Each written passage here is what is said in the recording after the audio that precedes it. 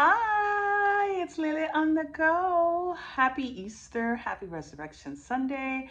If you celebrate Easter, um, yeah. So, I I am home by myself. I could have went home to Georgia. My dad is there. Brother is at the house. They're probably having a wonderful Sunday meal without me, which is fine.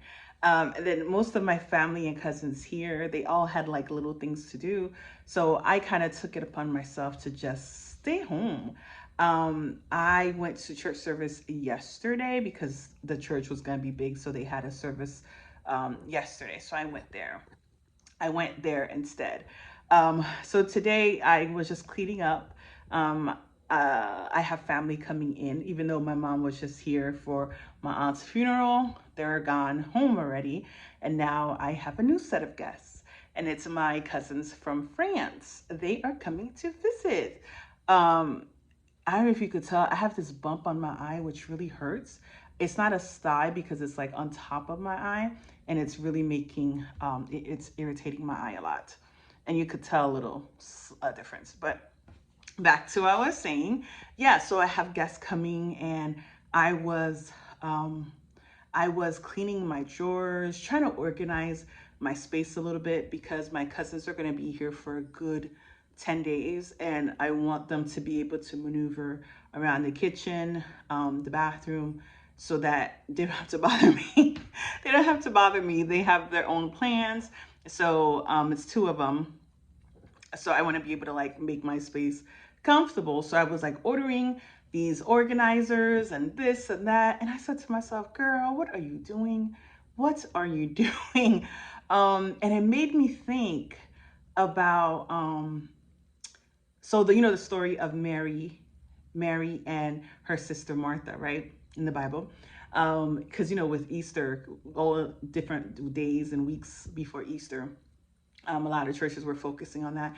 But that's actually one of my favorite stories in the Bible is Mary and Martha, because they were going to, Jesus was coming with all the disciples and stuff. And Martha was doing all this preparation, all this cleaning and food and all that stuff. And when Jesus was there, um, no, well, Martha was doing all the cleaning and preparation, and Mary was sitting at Jesus's feet and like listening to him. So, Martha's like, oh, Jesus, look at, my sister, tell her to help me or come help me or something along those lines. She's not coming to help me, something like that. And Jesus pretty much said to her, oh, told Martha, like, why are you worried about this? Um, Mary is doing what is best, I guess, what is best for her, what is better for her. And no one can take that away.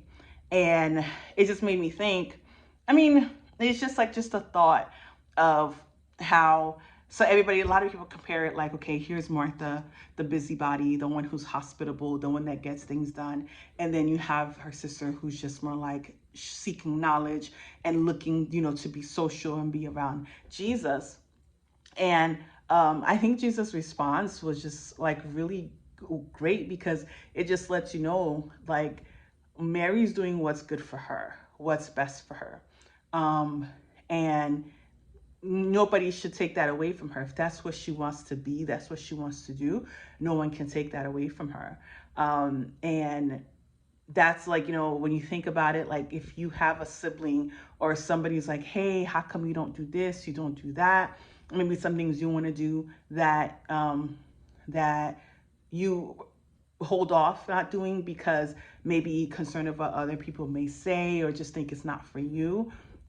Concern yourself with what concerns you. I mean, you can't, Jesus is pretty much telling, mind your business or focus on yourself. And the best thing is, like, Jesus didn't say that what she was doing was wrong or telling Martha, hey, you should be at my feet that the same way, or correcting her. He's just letting her know that she's doing what's best for her.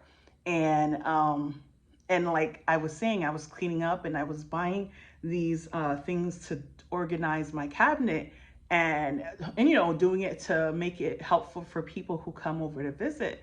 But at the end of the day, knowing myself and knowing how it's not a matter of unorganized, it's a matter of how I need things to be set. So granted, I have guests coming for a few days.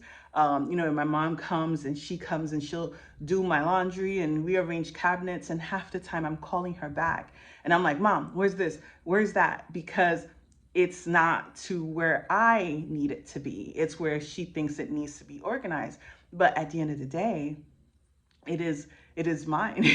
It is mine. It is where it's better for me. It works better for me. Because just, I mean, seriously, that was such a great concept to think about. Just making things makes best for you. Because I know if things are too organized, when I'm looking for something, I will think about where it should be rather than where did I put it last. So this is the reason why it's like, hey, do what works for you, you know? So I truly like that story because we do get caught up on things that are big, and we make it trivial or make it like such a big thing when it doesn't have to be at all. And it really depends on the person. So it really so it makes me think like, okay, am I a Martha in a sense? Because hey, somebody's saying they're coming over, and I'm like, oh my gosh, this got to be this, got to be that. But I have to think like this person's here just for a short period of time. And as much as I want to feel them welcome, I also got to think about I'm the one that has to live here on a regular basis. So, something to think about if you find yourself doing the most, doing the most in life, to accommodate other people, to make other people feel comfortable, and yet it doesn't satisfy you. It doesn't serve you at all. So, yeah, I know that's one of the things my therapist used to say too. Like, you're doing stuff to for other people and being a people pleaser, but is that really what you want? Is that really what you want to be doing? Um, you know? So yeah, that's what I got. I was just thinking about sitting here as I'm cleaning. I have to do some cleaning though. And it's Easter Sunday. Granted, I'm not with my family. My dad's over there and my brother and everything. And even my cousins here, we're all busy with doing different things, but I'm okay with that. Like, a lot of people are like, oh, why aren't you, what are you doing on Easter Sunday? You're cleaning, you're not with family, you're not doing this. But that's what works for me.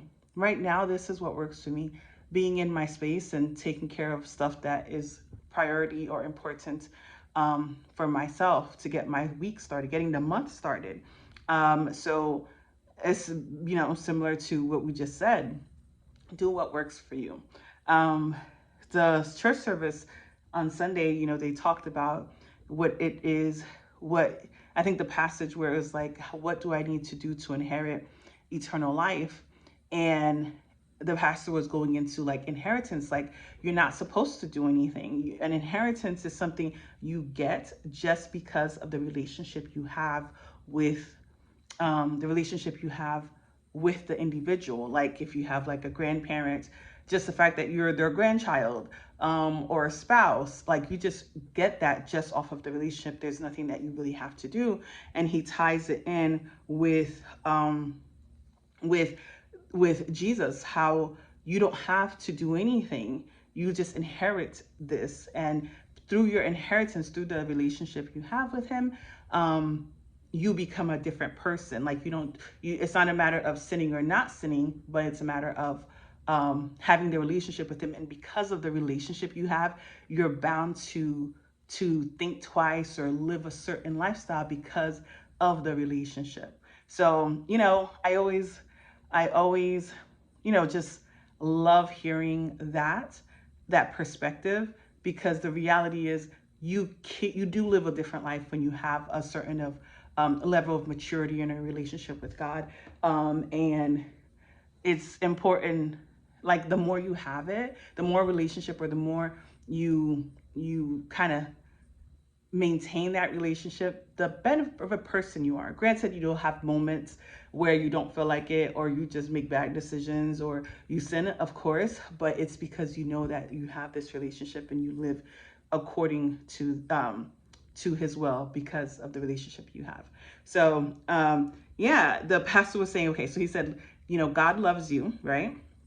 Um, and he will always be chasing you, even though like we of course do things, we run away, we behave as if he's not in our lives, or we don't care, or we step back. Oh my eye. He's always going to be chasing or wanting to be with you or in a relationship with you. But it also requires a response. That was the last thing he said. You have to respond. And he was giving his story of how he proposed to his wife. They were friends for a very long time, always in a crowd with people. So they never really dated. They were in and out. And then one time he literally was like, yo, I'm going to marry this woman. And he's so funny. He was like, oh, so he got a ring and took her out to dinner. And he was like, yeah, out of the blue. They weren't really dating at that time, but he said he was going to marry her, got a ring, and he proposed to her. And, she was like, no, are you crazy? Like, that was the first comments that were coming out of his mouth. But she had to respond, right? She had to give him a yes or no. So it's the same way that we have to think about a relationship, in all our relationship with God and other people. You have to take action. You have to take action in the relationship you want. So I should take that as my own lesson, right? Because Lord knows I'm still struggling with this other thing here. But anyway, just some food for thought. I need to get that video done. I'm sorry, from my trip to Georgia with a lot of Marley videos and stuff. Oh, I miss her already, even though she don't care about me. But yeah, let me get back to my cleaning so I can go get my paper for taxes. Because God knows I didn't prepare to do my taxes yet. Terrible. It's not like I'm getting money back, right? You're never really in a rush if you're not really going to gain nothing. So I hope you have a great Sunday, great Monday, a great new week. It is April. Do great things. Do what makes you happy. Do what did God say? Choose what is better for you. Yep. It's such a great story. Out of all the Bible stories, that one really kind of hits the spot, because it reminds me to stop being busy and stop doing things.